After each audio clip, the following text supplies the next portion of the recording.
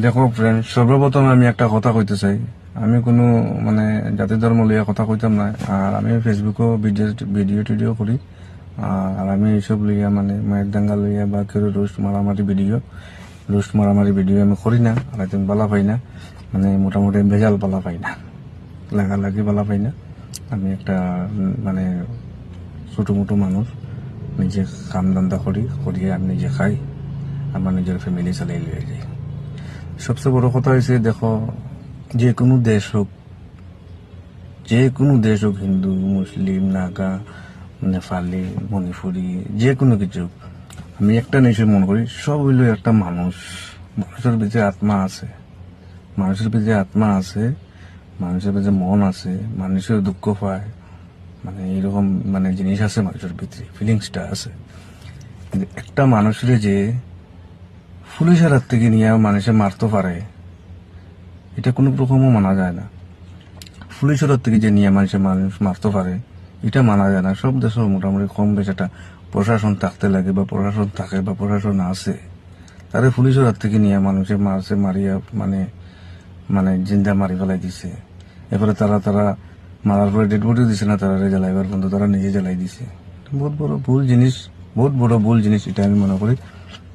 এরপরে যে দীপু দাসের মানুষে মারছে, যারা পাবলিকে মারছে, দীপু দাসের ঘরে কিন্তু ইনকাম করার মতো মানুষ একমাত্র দীপুও আছে।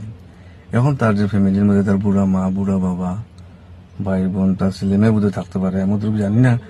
দুদিন থেকে ফেসবুকের মধ্যে পাই, আর এটা দুঃখ লাগে। কিন্তু যে 10 জন তারা করছে, অ্যারেস্ট করছে, তারা সাজা দেখ, বালা করে সাজা দেখ, বা এরকম এমন ভাবে সাজা দেখ যে এরকম আর কেউ আর নেক্সট ডে এরকম করতে পারে না, সাহস করতে পারে না। এই তো এটা জিনিসটা খারাপ লাগে, দুঃখ লাগে। এটা লিয়া বহুত বড় বড় মায়ের দাঙ্গা মাইজা করবো, হাল্লা করবো, কি দরকার আছে এরকম করার মতো? হ্যাঁ, সে কোনো ভুল করে থাকলে তারা আইনে যেটা সাজা দেবার দেখ না। বা তোমরা মারছো, একটা ভুল করছে, তারা মারছো, মারিয়ে সারি দেও, নেক্সট ইয়ার জীবনে এরকম করতো না।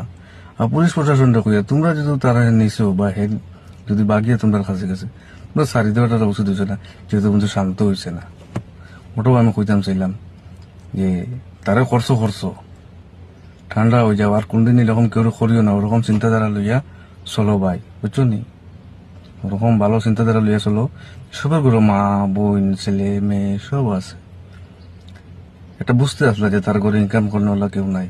আজকে সবও বাচ্চার বাবা হইবা, বাচ্চার মা হইবা, বা সবারও ফ্যামিলি আছে। একজনের ঘরে যদি